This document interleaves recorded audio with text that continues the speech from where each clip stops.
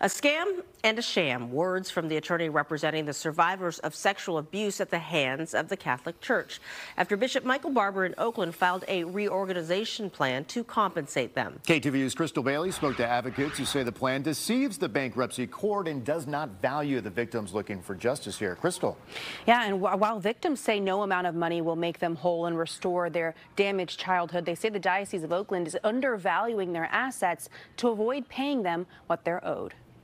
The Diocese of Oakland filed a plan of reorganization, creating a survivors trust to give 345 victims between $160 and $198 million. The diocese saying the plan of reorganization is meant to compensate victims of abuse by selling properties and giving the trust rights to its insurance policies. In a statement, Bishop Michael Barber apologized to survivors of abuse and said, "I and everyone in the Diocese of Oakland remain committed to the healing of survivors and their families and to ensure no clergy, religious, employee, or volunteer who would abuse a child can be in any ministry in our church."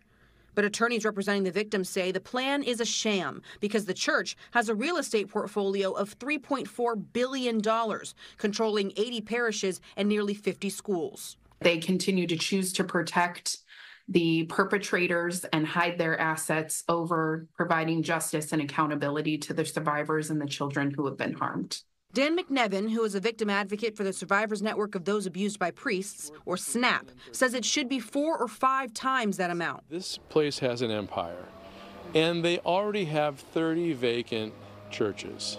They're merging them, they're abandoning them, and they don't have enough priests to occupy them.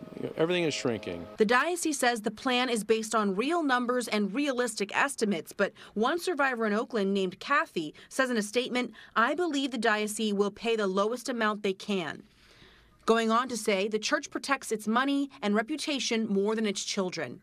McNevin hopes the bankruptcy court will not accept the plan and allow the survivors to get their day in civil court. I think survivors are really suffering. They suffer from what happened to them. They suffered from when they approached the church and they were stiff-armed. And now they're in this legal process that many of them don't understand.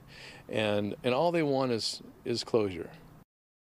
Now, we asked the diocese for an interview with Bishop Barber, but the spokesperson referred us to their written statement.